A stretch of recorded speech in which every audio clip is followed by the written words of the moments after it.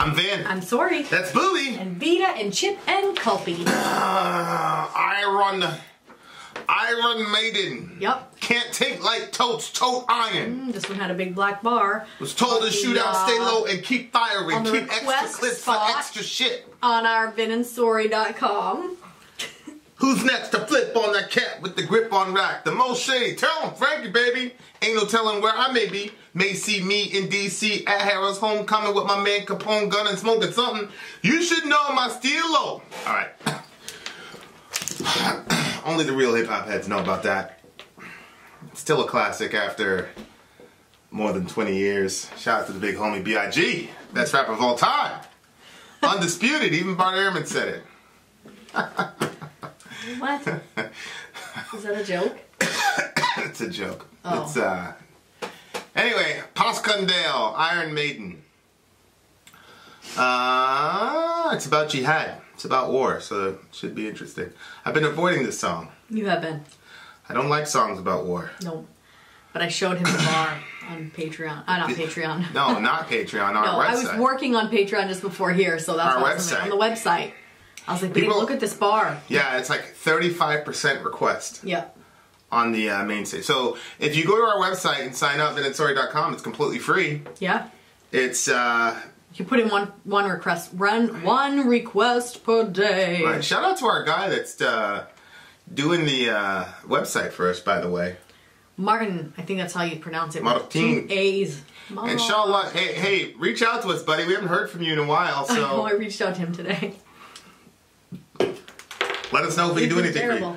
But yeah, go to the website, and if you go to the website, you can put votes down, and that's another way that we decide how to pick things. Yeah. And it's completely free. You don't need to be in Patreon at all. You know, I know that a lot of people can't even do $1 a month. Yep. You know, it's like... So that's a way to get your song in there. Right. So it's completely free, and if you can get enough people to go to the site, and that's the difference between that and Patreon, is that if you're really smart, there's ways that you can... Don't tell them that. Yeah, that's true. What the heck? Anyway, everybody gets one vote. Here's my filthy capitalist. You capitalist swine. No, that's like... What? Let's keep it authentic. What is really the majority ruling, not who has the most friends that can... Yeah, babe, but there's like 91,000 people. Fine. So how would we even know? I disagree with you, but... How would you know? We wouldn't know, but you don't want to encourage them to do that. No, I'm just giving everybody all their options that they can use to get their songs played. Mm.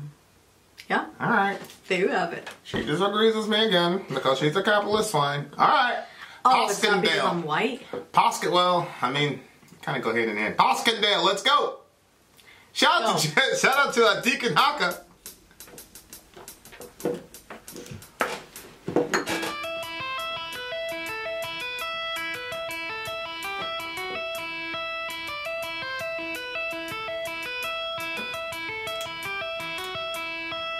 In a foreign field he lay, lonely soldier, unknown grave.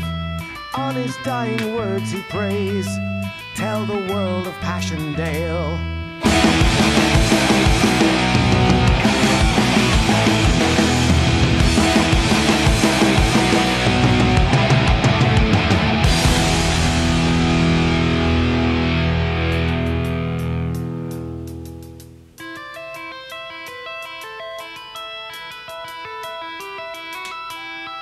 We live all that he's been through, last communion of his soul. Rust your bullets with his tears, let me tell you about his years.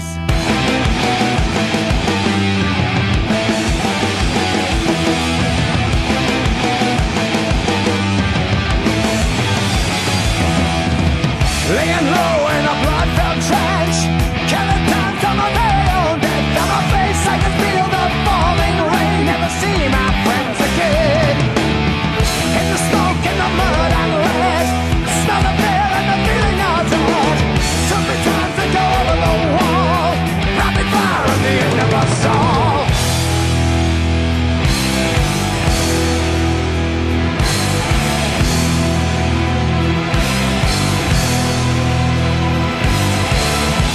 shoots and Morgan's fire. Lifeless bodies hang on barbed wire. Battlefield, nothing but a bloody tomb. Be reunited with my dead friends soon. Many soldiers, 18 years. Drowning mud, no more tears. Surely a war no one can win. Killing time about to begin. Home, far away from the war. A chance to live again.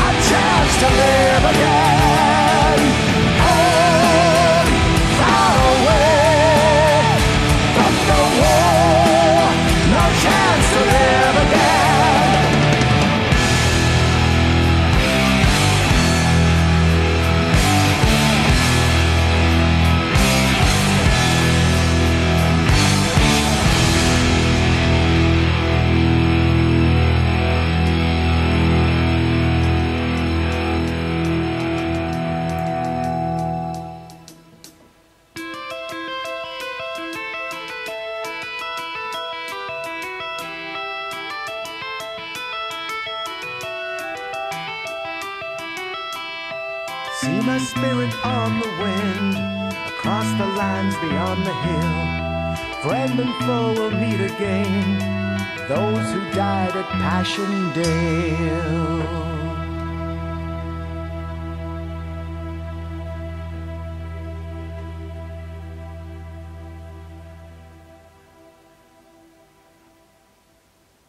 Wow. Sounds like quite a war, whatever. Well. What? Yeah, well, it's World War One. You know, there's a band called Wolves of Ypres or something like that. Yeah. Mm-hmm. And it was fought there. That was where that battle was fought. I'm looking, and you got to take this with a grain of salt because it's Wikipedia. And we usually don't look stuff up, but I felt like this is like a real event and stuff. So, so there's estimates of the casualties: 244,897 British casualties, and upwards of 400K German casualties in that Oh my god. you know, period, stronghold. Yeah, man, trench warfare is brutal. brutal fighting. Yeah, when they were explaining, it was like pretty crazy. And then when they were saying, like, I don't know, they were talking about dying and then going to be with their friends because. Well, and also going to be with their enemies. Is that what they Catch that at the said? end? No, I didn't catch that. Yeah, it was friend and foe will meet again, those who died at Paschendale. Whoa. You know, I've never thought of that. Yeah. I think I've never thought of that because there's always a good guy and a bad guy. Yeah. Which doesn't make any sense. I know, but I didn't think of that. That, yeah, they could. Wow, Yeah. that's crazy. Yeah, of course, you know, if you're a Christian, Yeah. even if they were fighting for the wrong side, Yeah. there's still grace for them. No, it's true. But yeah, man, that was like one of the craziest things I've ever read about war. I'm pretty sure with C.S. Lewis, and I'm trying to show you the picture, because there's a picture there, but that's not good enough. But they had these, you know, barbed wire fences that they'd make these ad hoc barbed wire fences, and you know, you were charging and people would get stuck in these fences. Oh my gosh. And I think it was Lewis, he was talking about how he was hearing this kid scream all night. But anytime anybody went over to him, you know, the Germans would shoot at him. So this kid was bleeding out. Oh my gosh. And Oh my gosh. And it looks, you know, it kind of looks like you're crucified because your arms are out and you're kind of hanging out and you're stuck. And he was immobile. He got hit in the back, I think. And so they heard the kid all. Oh my gosh. They heard the kid all night. Ugh. You know. And I think actually one of the. I think one of the British soldiers just ended up killing him because the Germans were just going to leave him up there to. Well, you said he killed his own person. Is that what you're saying? Yeah, so they killed him. I think. Yeah. Mercy kill. Yeah, because they couldn't get to him Oh god. to help him, and then you know. Oh my word! I can't imagine using a person as a trap to kill other people. Oh, that's common in war. I know. I'm sure that it is, but it's just alarming. Well, a lot of times there's really good strategy to it, but that was just cruelty. I mean, the kid was out of the fight. Yeah. And he was out. You know, there was no reason to do that other than just plain cruelty. Why? Each time your person goes out, they can kill him. Yeah, but Picking him off. Yeah, but nobody was going out. Oh right. Once the It'd first be one thing if goes. he was an able-bodied person and you're like, shit, we don't want this guy back in the fight, but he was clearly out of the fight. Right. But it was just, you know. It's terrible. And then, of course, you know, there were countless atrocities that we did to German soldiers, I'm sure. You know, and you know, it changes your neurology when you see that happen to your friends. That's for sure. Oh my gosh. So the whole concept of war, you know, it's like the fact that we have a word for it and a category for it. If you really step back and look at it, it's really crazy. where whole masses of human beings get together to kill each other. I know. In just an orgy of destruction. I know. Like, but we're just, war, and then war's bad, and this war, and World War II, like, we say these things, just war, and like, it's 3 letters, but it's like, it contains the worst of humanity.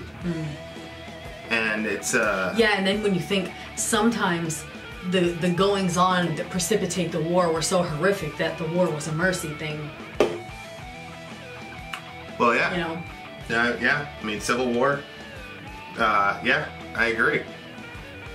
That's why, Kellendross and I have been having this running discussion for probably since the beginning of the channel about original sin. And I don't understand how you can read about last century and not believe in original sin. Yeah. As far as like, if you think about the gaps between technological advances, like, I mean, if you look at last century to this century, all we've done is like, refine our technology. Your computer's gotten better. We invented the iPhone. Everything got skinnier. Everything's faster. Everything's skinnier. It's sleek. Yeah. But if you look from, the 18th to the 19th century, you're talking about going from horse and buggy to 100 years being in the air. Oh, I know. Yeah. So you say, okay, so with all these amazing technological advances, we become better people, and we bodied the most people we've ever done in in 2 wars. I've heard it was Hardcore History. That's pretty crazy. He was like combining all these other great wars in history, and they didn't even equal 1 day of this stuff. So it's like. When we had this technological boom, which is we're evolving socially or whatever you want to say, it didn't follow with our morality.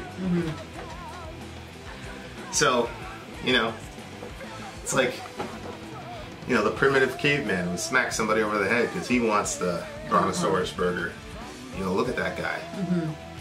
Like, if he spoke in a fluent language and had a suit and tie, and because you would think that the advancements would bring. Yeah. The advancements made us more efficient killers of each other. I don't understand how. To me, the doctrine of original sin is the most clearly verifiable Christian doctrine. Aside, from, I literally don't. I think that's. I literally don't know any other thing that is as patently obvious as that doctrine. Have you ever had atheists say, "Yeah, that's true," or they don't usually say that? Well, it's only Kellendross that, because I've said it a bunch of times, and people have been like, Yeah, and I'm not mad at Kellendross, and I don't even know what he's talking about. I don't know where because original sin doesn't mean we're as bad as we possibly could be. It just means that we're necessarily going to be bad, every one of us. So. No, yeah, exactly. But yeah, it's a pretty terrible stuff. When he says cruelty has a human heart. Every man does play his part.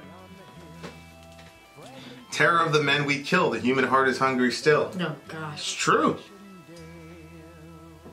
It's true.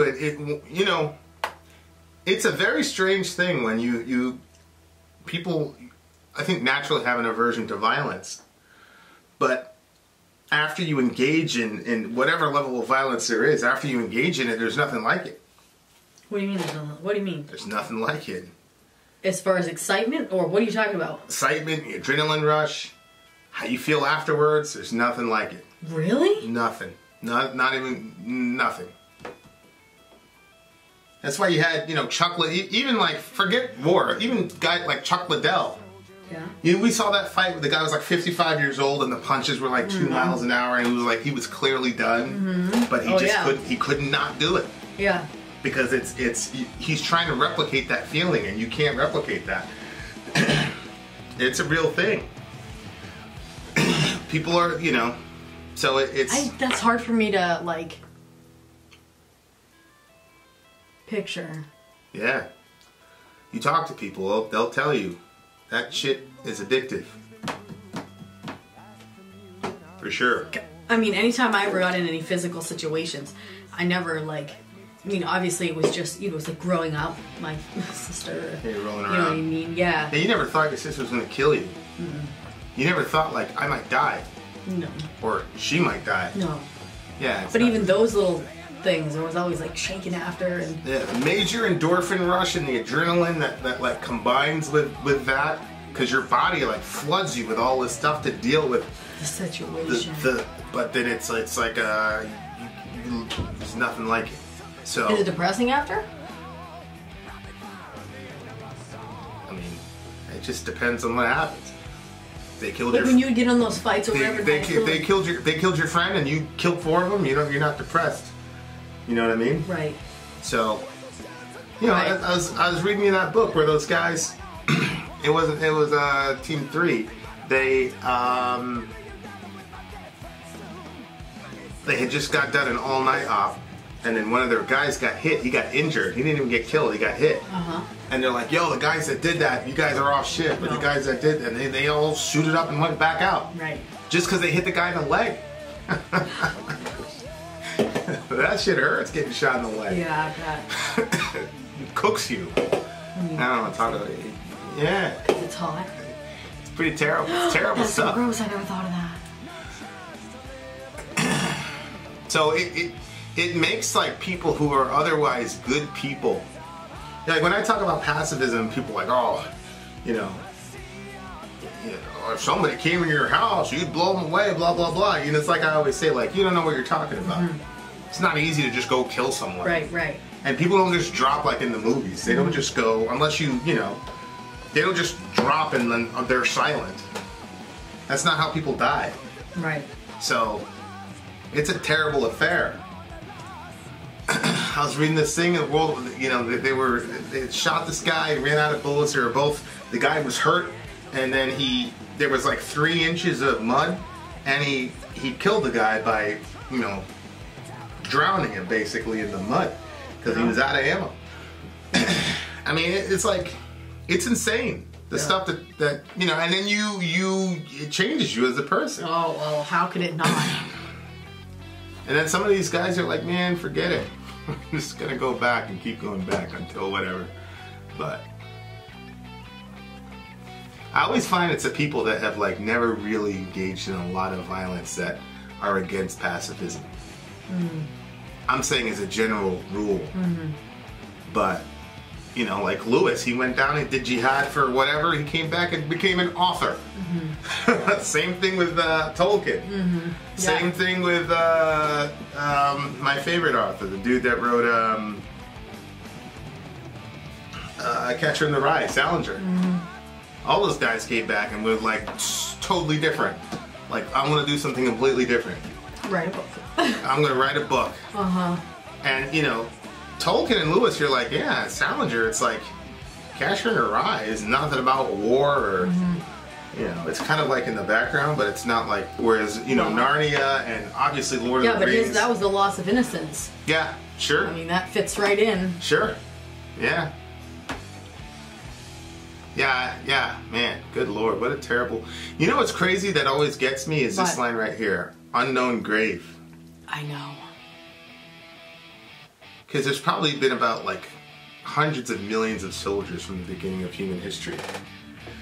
You know, when we figured out that, you know, when the sons of Cain started to spread around the earth. And then you had, was it Genesis 5, was it Lamech? Yeah. And Lamech, he's bragging about killing a dude for stepping on his shoe. And then it said violence began to spread over the earth. And it's like... Oh, from the beginning of time, how many? Yeah. And then, yeah. And then people had to say, oh, shit, these people are particularly violent. And if we don't match their violence with equal and superior force, they're going to wipe us out or enslave us. So we need to get together and fight them. Shit. They really know how to use that club in a way that makes it so that they're always winning conflicts against us. So we need to figure out how to use club, and that's where you get, you know, martial arts. You know, that's where you get martial arts. You know, it's like, you know, using weapons, your gun game, all that. That's all martial arts. It's all the art of war, is what martial arts is. So it's like we all kind of like figured it out. Then there's always a warrior class. I was talking to my Hindu buddy. He was talking about one of the incarnations of Krishna. Yeah. I'll tell you, that was one of the spookiest moments in my life. Talking to that. Shout out to the big homie, AVD. But he was talking about we were talking about the manifestations of Krishna or whatever, and one of them was a warrior. And he said he goes down and he slays the wicked and he enjoys it. And then he had this big smile. Yeah, you were there. Yeah. And I was like, shit. Yeah. And I'm not saying he's necessarily wrong, per se. I was just like, the way that he said it was like weird, because I'm like, that guy's never heard a fly in his life. But here he is smiling about the destruction of the wicked. Like, there's reasons that God told Abraham, you're not going to enter the promised land for another 400 years because the sins of the Amorites has not yet been completed. Like, there's a reason that God waits to go and destroy people. There's a reason that America's still around. Right. We do all the evil shit that we do. Yeah. Because that's no joke. Like, that's it's a crazy thing that we're just, that we're just used to that word is in our vocabulary. And now what are we going to do? Not have it in our vocabulary? No. It's there. Yeah. It's there. Like, what are you going to do? This was a really interesting line.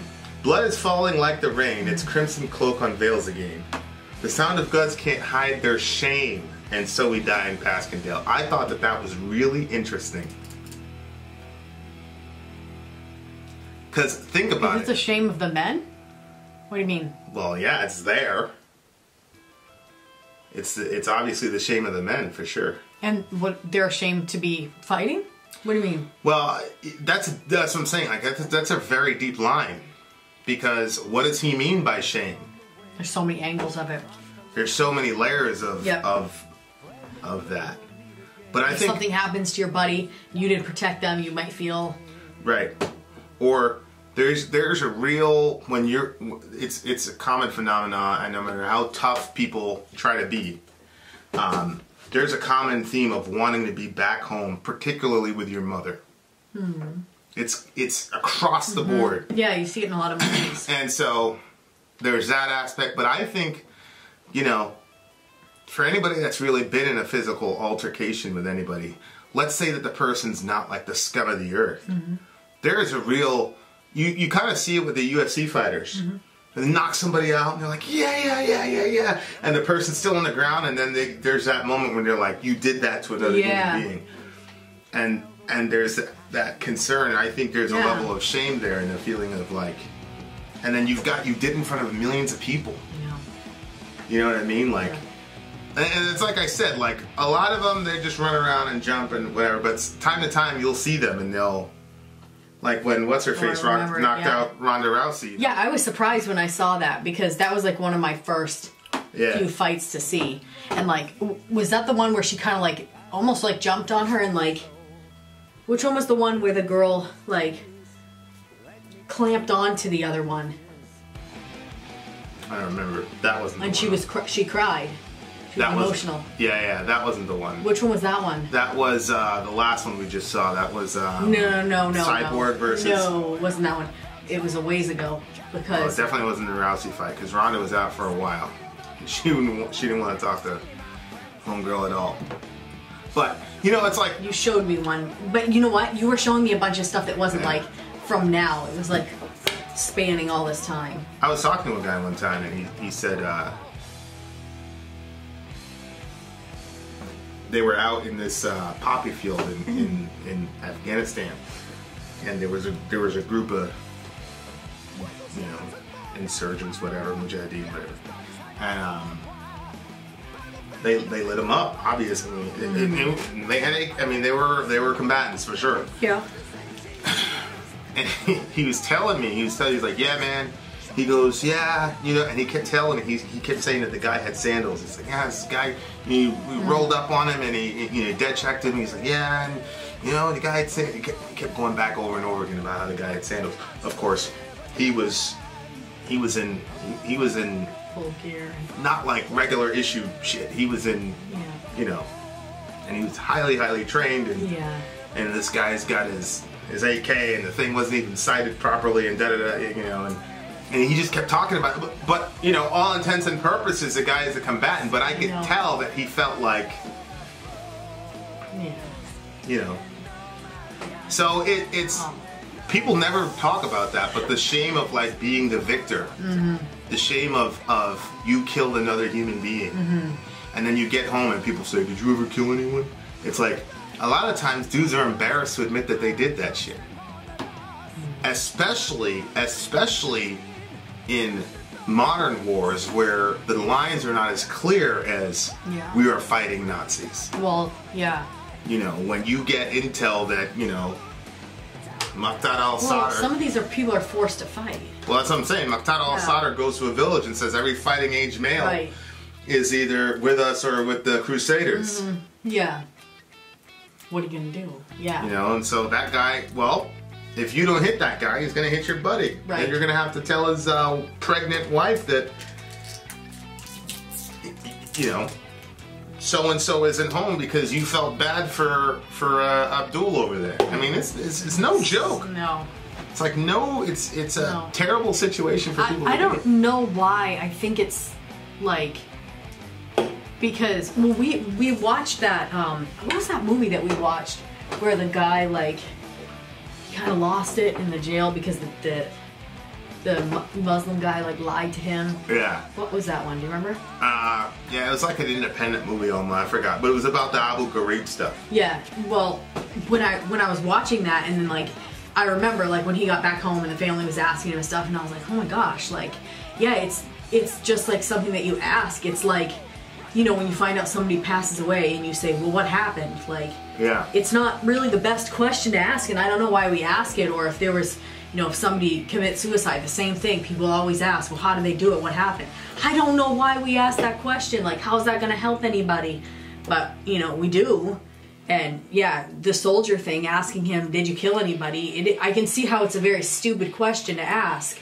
And a very intrusive question. But, nonetheless... I don't know why people ask the question, but I've seen people do it all the time. Yeah, I get it. Rush your bullets with his tears. You asked that question. Yeah, I know. I said we. I didn't say them. I said we. Yeah. Rush your bullets with his tears. Like, I have to tell myself, don't ask those questions. You know? Rush your bullets with his tears. That's a good line. Yeah, it's a pretty terrible situation. That trench warfare thing was the confluence of like old ideas about war strategy and then new technology of ways to kill people. And they like coalesce together in the most horrible. We'll never see something like that ever again because we're a lot more intelligent about how to do jihad. But yeah, it was a terrible situation. It was a sea of death. You know, it's crazy, like, you see, like, Lone Survivor, you know, and you get a close-up of, like, you know, guys dying in a bad situation. And it's a terrible situation, but that's happened hundreds of millions of times over. You know, and I think it's, to some degree, it's probably God's mercy that 99% of the folks who have died in war are unknown to the normal person, because the weight of that is too much for the human soul. You know, that stuff sticks with you for... The first time, you know, Black Hawk Down was like a real, like, literally life-changing, life-altering event for me. Because it was so close to 9/11. And, man, I'll tell you what, like, Randy Shughart, Gary Gordon, like, that was my... Those were my role models. Those were my, like, you know. But again, it's two guys that died in a pretty terrible situation. But and it's death. You know, you can't measure it. But the way that these kids died was horrible. I mean, that's the weird thing about war is like it puts you in a situation where you know you're gonna die. Like most people, you know, it's like. Well, let me say that. Let me amend it. It puts you in a situation where you know you're going to die young. That's the thing. That's the difference. And not many people are in that situation. Right. So it's just a crazy thing, and I have to believe that, you know, God is there in some strange, special way for people that die alone in those moments, believer or not. I don't see how he wouldn't be. Yeah. He was there at their conception, you know? Yeah, right. So why would he not be there as they expire? I don't know, Yeah, no, I agree. I agree. But, you know, like, no, I don't know. It's such a horrible thing to say. Never mind. Good song though. I don't like songs like this, but I think that they're important. Well, the last one we did was like a Motorhead song, pretty much a similar idea. The idea of young men going off to die like en masse like that is a terrible thing. But it needs to be. Artists need to keep it in the forefront so that even though they're unnamed, they're still honored in some way.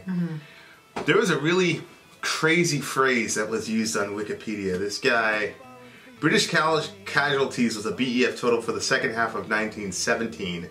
Neglected to deduct the 75,681 casualties from the Battle of Cambrai, given in the official statistics from which he quoted, or normal wastage. What? Averaging 35,000 per month in quiet. Normal period. wastage? That's what he was saying. The people, all the people that died. Yeah, that's a pretty crazy. Basically disgusting way of writing basically that. saying like I didn't track it in the final total because that's just normal wastage. That is a really disgusting way. Human beings are talking about other human beings. But at the same time, like his job is to track how many people got killed. How can you not do that without? So he's got to do something to desensitize himself. It's a horrible business. It's a horrible affair. You know, you know, people who do all this, like, you know, hyper masculine. I'm gonna blow people away if they invade my house. Blah blah blah. It's like, all right, okay. Half of you will freeze up. Half of you get got with your own weapon. I was gonna say, a portion of you, or is it gonna? Not you, M Death fan. Like I know M Death fan. Like you know, I'm not talking about you. But you and I both know what I'm talking about. People who've never seen an action a day in their life, but they're talking about going to blow somebody away. All right. And I'm not judging anybody for it. I'm just saying, like, I know when people have actually, you know, like engaged in violence and when they haven't, because the people that have like treat it with the sacredness that it is. Whoa, hey. He's kicking so much right now. Hey, little Orion, now you here, Daddy? Don't go to war. Be a pacifist like me. Yep. All right, what do you give the song? 8.9. I want out of this review. 8.8. Oh. Vin out. Sorry, out. Gone.